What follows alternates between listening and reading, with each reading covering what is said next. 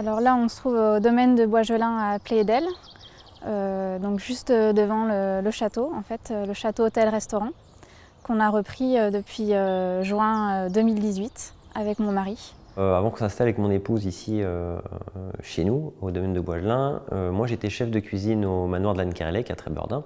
Donc c'était un relais château, j'ai été étoilé Michelin, enfin voilà, tout un beau parcours déjà. Et puis l'envie de changement, donc on a fait le choix de s'installer ici, de vivre une aventure, de changer de vie, parce que c'est un vrai changement de vie aussi pour nous. Un pari un peu fou, je pense, la crise de la trentaine, qui sait. On avait tout à refaire en fait, que ce soit la partie hôtel ou restaurant. Une grosse partie des travaux était dans les chambres, parce qu'on a refait chambres et toutes les salles de bain. L'idée c'était de garder l'esprit château, avec les codes, avec les moulures, les lustres en cristal, mais donner une petite touche de modernité avec des fauteuils plus modernes dans les chambres, des têtes de lit plus modernes, et après casser avec le côté plus classique, une salle de bain avec du marbre, de la belle robinetterie, mais un peu style ancien mais modernisé. Enfin voilà, l'idée c'est de faire un mixte des genres. On propose une cuisine tout simplement à base de produits frais, locaux, où on est sur des choses simples sans être simpliste. On essaie de donner du goût, de faire voyager les gens, de leur donner du plaisir avant tout. On cuisine beaucoup avec des producteurs locaux si on peut, ou des petits producteurs. La proximité d'avoir des petits producteurs nous permet une intimité avec eux et de développer des produits presque pour nous, mais pas loin. Les Côtes d'Armor, c'est un très bon terreau pour la cuisine, que ce soit aussi bien maritime que terrestre. Enfin, on a vraiment une chance inouïe. Je pense que beaucoup de régions de France nous envient là-dessus d'ailleurs. On a beaucoup de projets d'évolution, de pourquoi pas recréer une partie, une salle de restaurant, faire une évolution, une autre petite partie restauration pour plus s'adapter pour les golfeurs. Enfin voilà, on a des projets, on a fini les chambres aussi, il nous en reste quelques-unes à finir, développer aussi un peu la partie hôtellerie. Enfin voilà, on a beaucoup de projets encore en attente.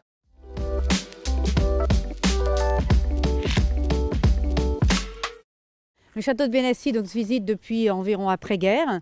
Il a toujours une certaine croissance, mais depuis quelques années, on s'aperçoit que la fréquentation est de plus en plus difficile et que surtout les jeunes sont de plus en plus difficiles à capter.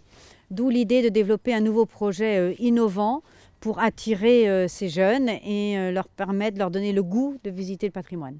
La nouvelle activité que nous avons mis en place, c'est le lancement d'un film de réalité virtuelle en 3D qui permet aux visiteurs de vivre les 8 siècles d'histoire en réalité virtuelle. Et ça marche donc avec ce casque de réalité virtuelle qui permet de voir en 3D la vie du château au cours de son histoire. Dans le même esprit, nous avons créé un escape game et pendant l'été, des animations pour les familles du type combat de chevaliers ou chasse au trésor.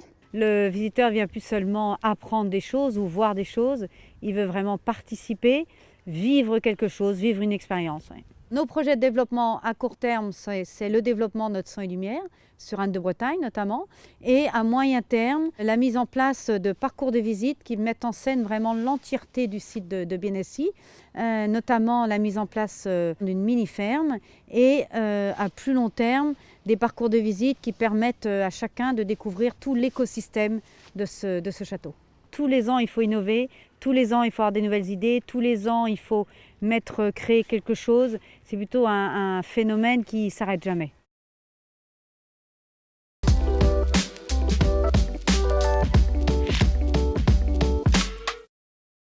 Nous sommes à l'abbaye de Bonrepos, sur la commune de Bonrepos-sur-Blavet, dans les Côtes d'Armor, le 22. Et tous les ans se déroule ici le Son et Lumière de Bonrepos. Le Son et Lumière est né il y a 32 ans, juste par des bénévoles qui voulaient faire revivre l'abbaye. Et 32 ans après, c'est une entreprise qui perdure avec 540 bénévoles. Le spectacle se déroule sur une période historique qui va des Romains jusqu'au XVIIe siècle et qui retrace le vécu de l'abbaye et de ses alentours. Il y a des projections monumentales qui sont faites par spectaculaires, qui sont projetées sur l'abbaye. Et il y a sur le terrain 350 bénévoles figurants qui sont costumés et qui jouent sur la totalité du plateau. Vous avez des cavaliers qui sont sur scène, vous avez 350 figurants, une trentaine de cavaliers.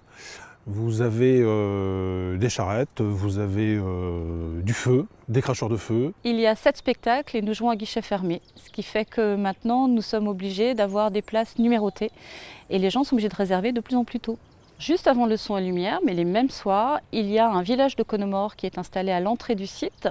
Il y a de la restauration rapide et surtout des animations qui permettent aux spectateurs d'attendre le début du son et lumière. Il y a d'une part des petits commerçants qui viennent vendre leurs articles et puis il y a notre propre restauration qui est faite aussi par des bénévoles.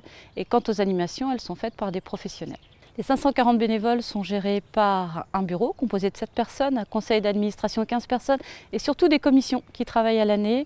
Une commission couture, une commission feu, une commission cavalier, une commission petit village et chacun doit avancer, innover dans son domaine. Et après on réunit la totalité des commissions pour faire un nouveau spectacle tous les ans.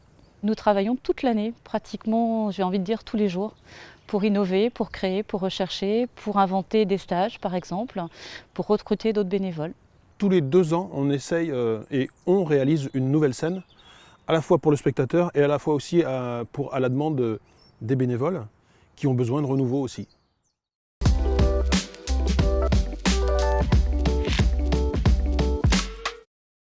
Nous sommes à la biscuiterie Ménou à Plougonvert.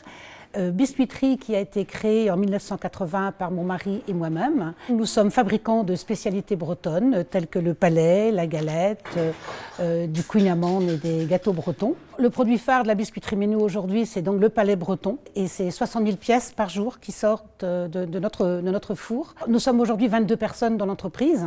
Et notre zone d'activité se situe sur le Grand Ouest de la France. Mais nous réalisons également 15% de notre chiffre d'affaires à l'export sur différents pays d'Asie et d'Europe évidemment. C'était important de garder une activité en Centre-Bretagne. On n'avait vraiment pas envie de se retrouver dans une ville ou dans une zone industrielle. Notre histoire, elle était vraiment au cœur du village ici à Plougonvert. Nous avons créé il y a 4 ans, puisque maintenant nous sommes à la retraite, une boutique musée qui reprend les commerces qui existaient dans les années 1930-1960. Vous avez le cordonnier, vous avez le fabricant de bougies, vous avez le forgeron, puisque dans tous les villages il y avait des forgerons. Vous trouverez un four à l'ancienne, des moules anciens, des moules à chocolat, des moules à biscuits. Nous avons régulièrement des collectionneurs qui nous prêtent pour 2 mois, 3 mois des objets sur différents thèmes. C'était notre grande surprise, le succès de cet écomusée. Sur l'année 2018, nous avons reçu 35 000 visiteurs. Ce sont des particuliers, de la famille, des groupes, des autocaristes évidemment. Et nous avons donc décidé d'agrandir cet espace donc sur le printemps 2019. Nous allons passer donc de 600 à 1000 mètres carrés. Nos 2 enfants ont fait le choix de venir nous rejoindre il y a une dizaine d'années et ce sont eux aujourd'hui qui gèrent l'entreprise. C'est la 5e génération qui reste à Plougonvert. Donc finalement, Plougonvert, c'était le bon choix. C'était le bon choix.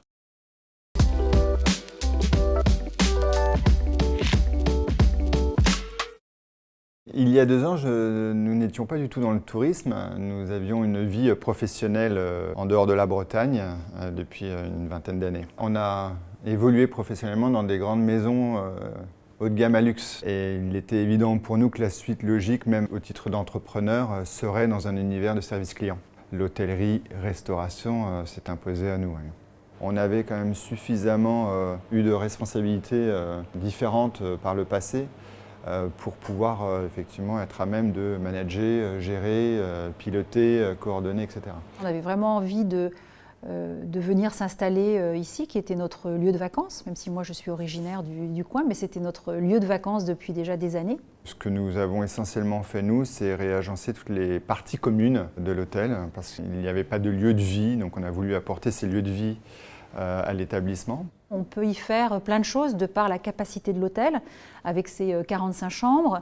Le restaurant est suffisamment grand pour recevoir des groupes de sportifs, des marcheurs, des groupes seniors aussi qui peuvent venir visiter la Bretagne, des groupes d'étrangers que l'on a aussi pas mal. C'est l'histoire des Sables d'Or, ce lieu, un des premiers hôtels. Donc on a recréé un petit peu l'ambiance bain de mer qu'il y avait dans les années 25, 30, avec les coloris. On a gardé du mobilier qu'on a revisité. Il y a plein de petites touches comme ça, avec le côté moderne, pour refaire vivre l'histoire des Sables d'Or. Tout ça étant guidé par un souhait de monter en gamme sur cet établissement-là. Donc il est 3 étoiles, on projette d'être 4, donc on y travaille activement et ça je pense qu'effectivement c'est notre parcours précédent qui nous a rattrapés et qui nous pousse naturellement à essayer de monter en gamme ici. Voilà.